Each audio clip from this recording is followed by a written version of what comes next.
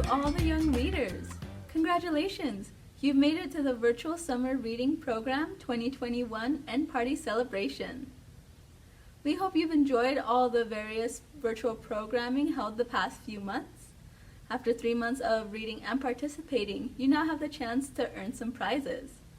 Make sure to take your reading log or bingo sheet to the nearest open library branch to redeem them for a free book. And here are some final fun crafts to close out your summer.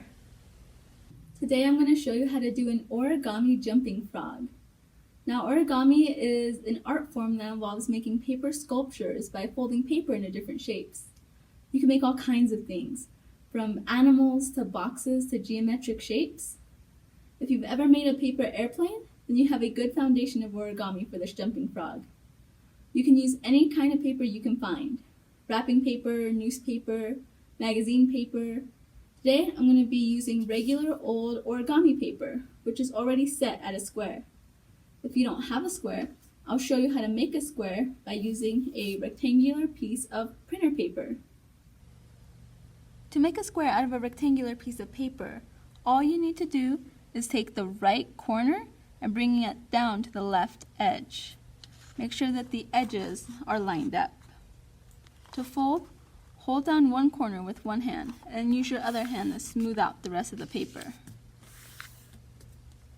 You're going to either cut or carefully tear off this excess piece of paper. And then you'll be left with a square piece of paper and some extra paper. You can use this for other smaller origami, or you can just put it off to the side. To make an origami jumping frog, you first need to start off with a square piece of paper. If your paper has a design on it, make sure you fold with the design face down. The first step is making a rectangle by folding the left edge towards the right, like this. Then you're going to take the right corner and bring it down to the left edge, like what we did to make our square. Notice how we have a crease here? We are now going to take the left corner and bring it down to the end of this crease.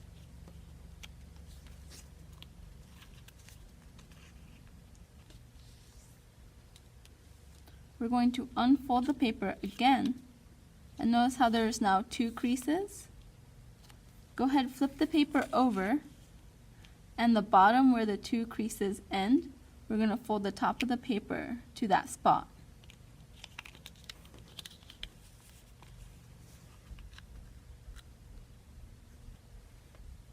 Go ahead, unfold. We are going to flip the paper over again.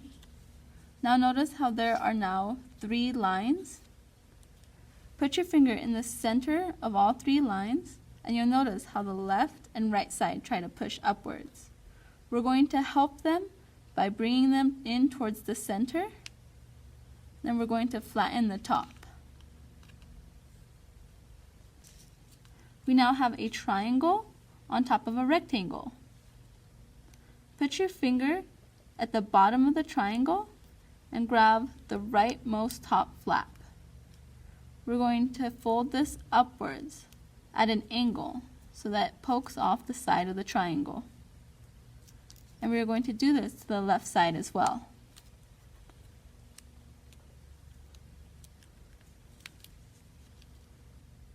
We're now going to fold the bottom of the rectangle to the top of the rectangle so that we fold it in half.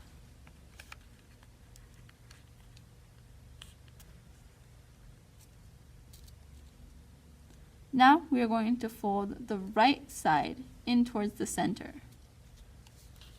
You may have to lift the flap so that you can get all the way in.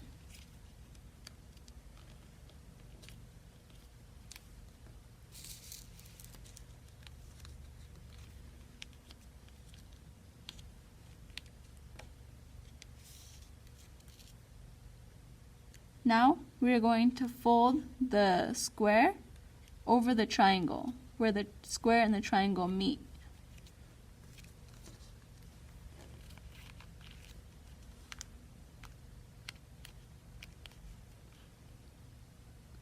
The final step is to bring the top of the square down to the bottom so that you fold it in half.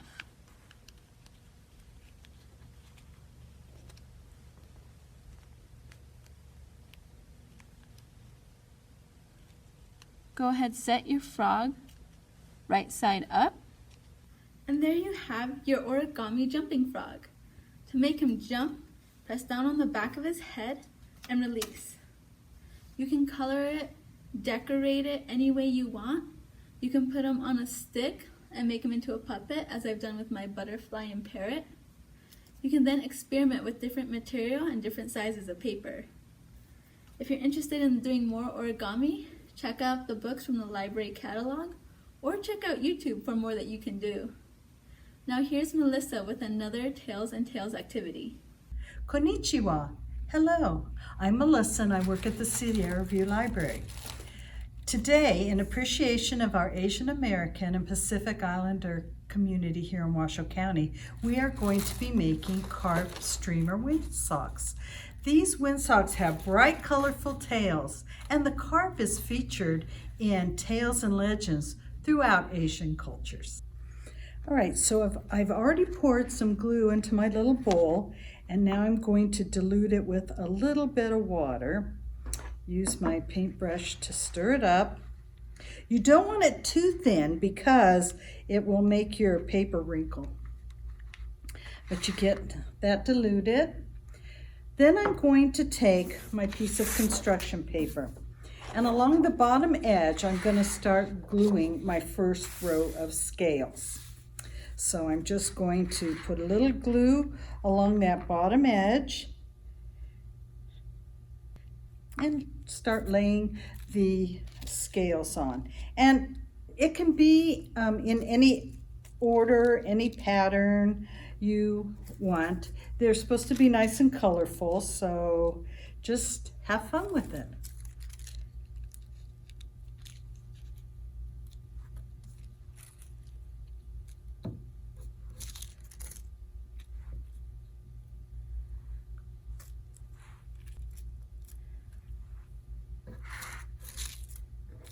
There, see, I have my first row of scales on, and I'm going to continue gluing on the scales until I have 8 rows. 8 is a lucky number in Japan, so that's why I'm going to be using 8 rows. So I'm just going to put some more glue on, and I'm going to overlap the scales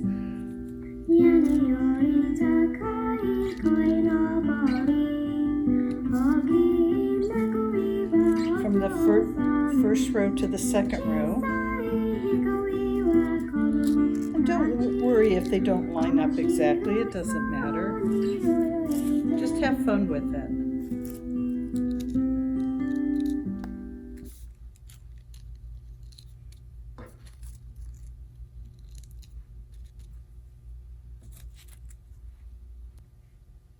While I continue to glue, we're going to listen to a song titled Carp Streamers from the book Carp Streamers Falling Rain by Danielle White. I'd like to thank Tuttle Publishing for giving us permission to use a portion of their book and their song.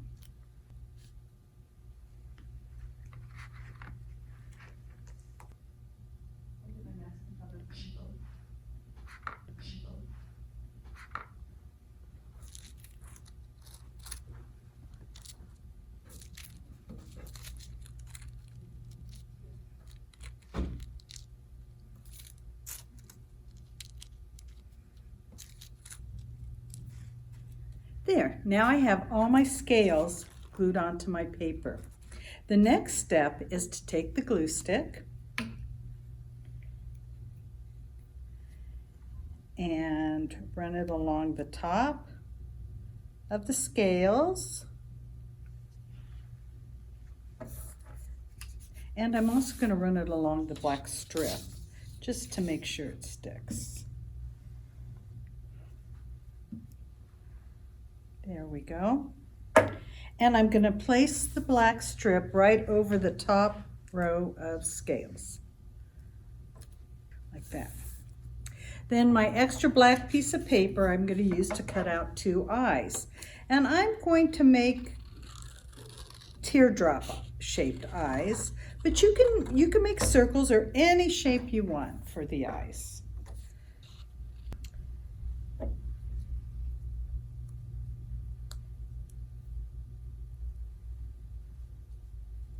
And I'll place 1 eye there and 1 eye there.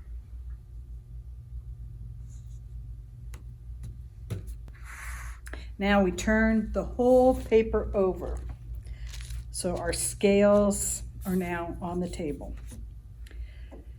With our glue stick, I'm going to put a line along the bottom and start gluing on our colorful streamers. The reason we're doing it on the back is so that when we put our carp together, they will be on the inside. There. Isn't that colorful? Next, I will run a strip of glue along the one side, and this is where I put it together. I'm going to fold it on around to make a cylinder.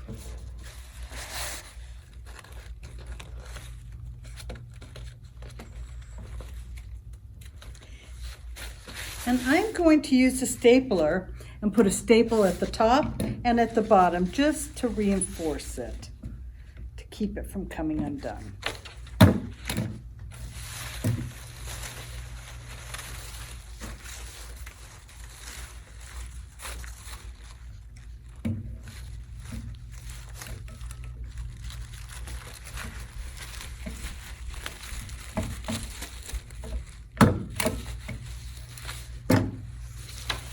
And finally, our last step would be to use a hole punch and punch 2 holes in the top so we can attach the string.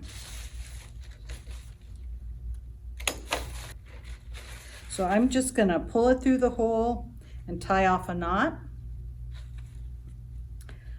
Maybe 2 times there, and then go through the other side.